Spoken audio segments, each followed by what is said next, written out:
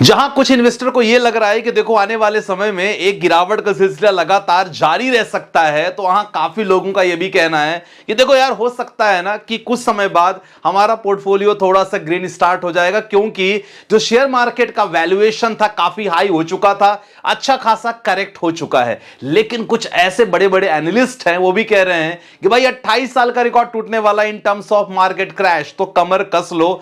ये थोड़ा सा ना डिस्क्लेमर जरूर है काफी लोगों के तरफ से। अब यहां एज ए इन्वेस्टर हमारे मन में ना बहुत सारी चिंताएं हैं और चिंता के साथ साथ डिसीजन नहीं ले पा रहे हैं हम लोग। मैं आपको बताना चाहूंगा कि सबसे इंपॉर्टेंट है कि यहां लग रहा है कि यार मुझे मालूम है कि कुछ ऐसे शेयर्स हैं, कुछ ऐसे फंड्स हैं जो काफी वैल्यूएशन पे आ चुके हैं, वैल्यूएशन गिर चुका है, क्या मैं खरीदूं यहां कि और गिर सकता है? एक तो यह है, पहली बात यह है क्योंकि अच्छे स्टॉक जिनका मैं आपको बताने वाला हूं खासकर वीडियो के, यह बड़ा इंपॉर्टेंट पॉइंट रहेगा कि इस समय में stocks versus ETF versus mutual fund, कौन से कैटेगरी का हम यहां अपने पोर्टफोलियो में इंक्लूड करें सो दैट हमारा रिटर्न आने वाले 5-6 महीनों में ठीक ठाक हो सकता है। इसके बारे में एक बस इंसाइट्स दूंगा आपको, काफी कुछ वहां से आपको सिग्नल मिलेगा। ये मेरे तरफ वीडियो में ना सबसे इंपॉर्टेंट पार्ट रहेगा, लेकिन हम और भी डिस्कस करेंगे कि भाई साहब अगर स्टॉक्स की बात करें और खरीदें कि ना खरीदें, लमसम करना है कि ना करें, क्योंकि लगभग यहां देखा जाए ना अकाउंट खाली लगभग हो चुका अगर हम बात करें लमसम की। हालांकि हर मार्केट में अपॉर्चुनिटी बनेगी, लेकिन यह जो मन का क्वेश्चन लगातार चलता रहेगा, रुका रहूं या गिर सकता है, ये काफी लोग पूछ रहे हैं कि देखो यहां मैं रुका रहूं कि मार्केट और गिर सकता है, काफी मन में भी चल रहा है। अगला है कि सर 2-3 महीने के लिए पैसे निकाल लूं क्या, क्योंकि जो 28 साल वाला बार बार जो हर जगह हम वीडियोस भी देख रहे हैं और आर्टिकल्स भी पढ़ रहे हैं कि देखो 28 साल लगभग अगर 2-3 महीने और स्टॉक गिरता है और या मार्केट गिरता है तो 28 साल का रिकॉर्ड टूटेगा, तो यह बड़ा रहेगा। सबसे पहले हम बात करते हैं, अगर इन चीजों को देखा जाए तो सबसे पहले कारण तो हम बात करेंगे, लेकिन कारण से पहले मार्केट की स्थिति, दशा दिशा दोनों खराब है और मार्केट अच्छा खासा एक जोन में फंसा हुआ है। अब चाहे आप सेंसेक्स की बात करो चाहे या निफ्टी की बात करो, तो निफ्टी भी आप अगर जो 23,000 और 22,000 का जो एक सपोर्ट है ना लगातार निफ्टी पे है, तो यहां मार्केट अगर देखा जाए तो भाई साहब सच्चे शब्दों में कहें तो मार्केट पूरी तरह कचड़ा हो चुका है फिलहाल अभी समय के लिए। आगे क्या होगा ये डेटा जरूर आपको मैं बताऊंगा। अच्छा, कारण बहुत है यार, अगर कारण की बात करें जो बहुत ज्यादा चिंताजनक कारण है, और काफी लोग कह रहे थे कि सर जो एफआईआईस की आप बात करते रहते हो, कोविड में कितने एफआईआईस ने सेलिंग की है, क्या कोविड में नंबर ज्यादा था कि अभी नंबर ज्यादा है? क्योंकि वो डेटा बहुत इंपॉर्टेंट है। वो डेटा से पता चलेगा कि क्या एफआईआईस लगातार भाग रहे हैं, तो जब तक नहीं आएंगे तो क्या मार्केट नहीं आएगा, वही पता चलने वाला है। लेकिन कारण सबसे इंपॉर्टेंट है कि देखो एफआईआईस की लगातार सेलिंग, काफी लोग को पता है कि देखो लगातार एफआईआईस सेल कर रहे हैं। और ट्रम्प साहब, देखो यार ट्रम्प साहब का एक एक डिसीजन मार्केट को वॉलेटाइल कर रहा है। आपको पता है पहले वो क्या कर रहे थे, टैरिफ को लेके कह रहे थे कि देखो मैं टैरिफ लगाने वाला हूं मेटल सेक्टर पे, स्पेसिफिक सेक्टर पे टैरिफ की बात कर रहे थे, फिर कंट्री पे आए फिर कह रहे भाई 25 से 30% लगाएंगे, अब 200% की बात कर रहे हैं। ये देखो ब्रॉड कारण है, और जब तक ये कारण बना रहेगा मार्केट में अनसर्टेनिटी जो कहते हो ना वो बनी रहेगी, खासकर चाहे ट्रेडर हो चाहे इन्वेस्टर हो। ये इंपॉर्टेंट है। Q4 के रिजल्ट अच्छे ही होने चाहिए साहब।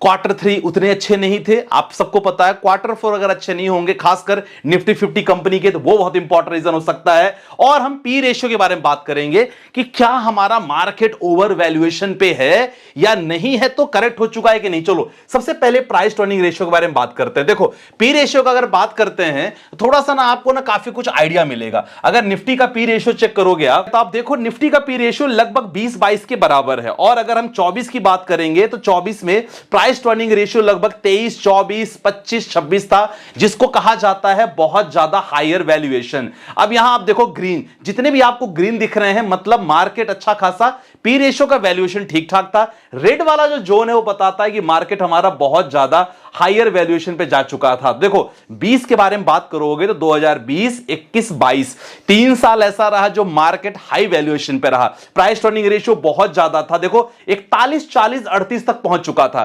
तो ऐसे कंडीशन में एफआईआईस 100% क्या करेंगे, अगर खुद एफआईआईस होते तो क्या करते, ऐसे कंडीशन पे यहां प्रॉफिट बुक करते, और प्रॉफिट बुक करने के बाद ऐसे कंट्री में एंट्री करते जहां प्राइस टर्निंग रेशियो वहां नॉर्मल है। अब देखो कंडीशन वापस उसी तरह हो रही है, प्राइस टू अर्निंग रेशियो लगभग 20 के पास है।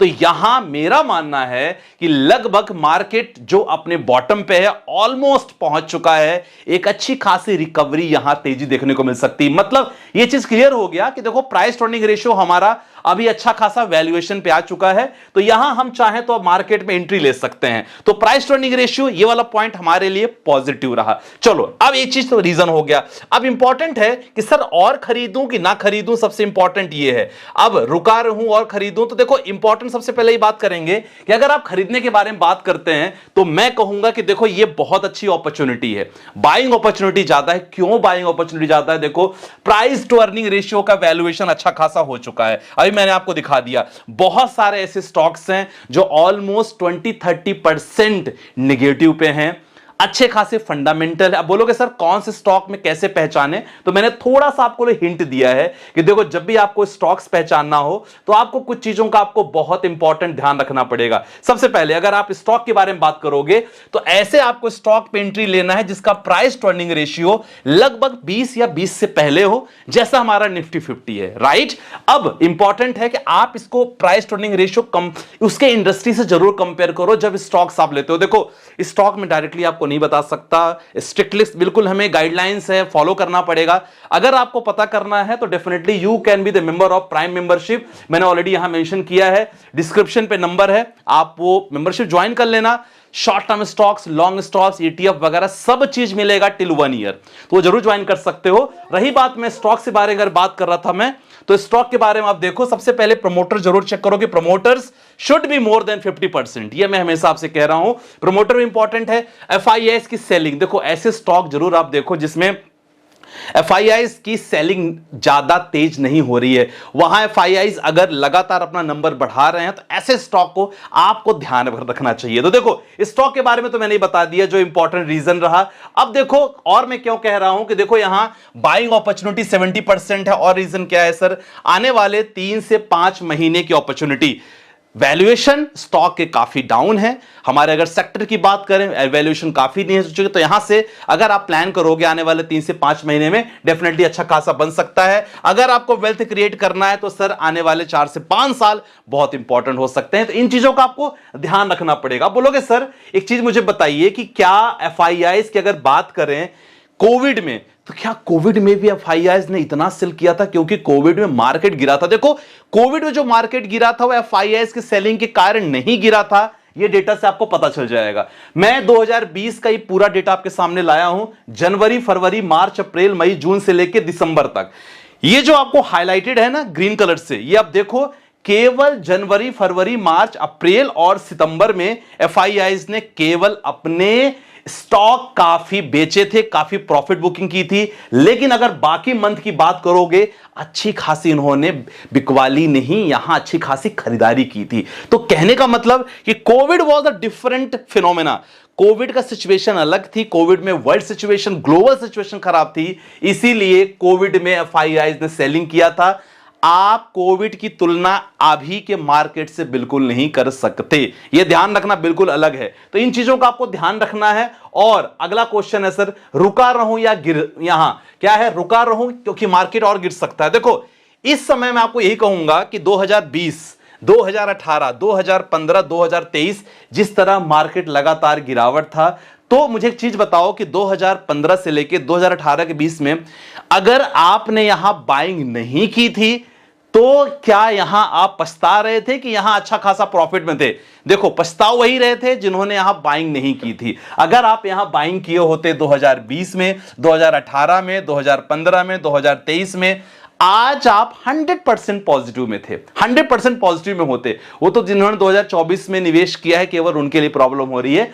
बाकी तो मैंने क्या कहा, जिन्होंने इस समय बाइंग किए हैं क्या वो पछता रहे हैं? आप पूछो आसपास जितने लोग इन्वेस्टर हैं, आपको यही मिलेगा कि नहीं नहीं बिल्कुल पछता नहीं रहे हैं, उन्होंने आज अच्छी खासी प्रॉफिट बुकिंग की है। तो इंपॉर्टेंट ये है कि मैं यही कहूंगा कि देखो अगर आप बोलोगे ना कि मैं रुक जाऊं, मैं कहूंगा अच्छी खासी अपॉर्चुनिटी है यहां, अच्छे स्टॉक्स में और अच्छे फंड्स में आपको निवेश जरूर करना चाहिए। अब बोलो, कुछ लोग बोलेंगे सर पैसे निकाल लूं। अरे भाई पैसे निकालोगे तो डालोगे क्या, इंपॉर्टेंट ये देखो, पैसे अगर निकाल लिया आपने तो आपने इन्वेस्ट कहां करोगे सर। आप एफडी का अगर रेट कंपेयर करते हो 2008, 2010, 2012 में एफडी आपको 6 से 7% से ज्यादा नहीं दी।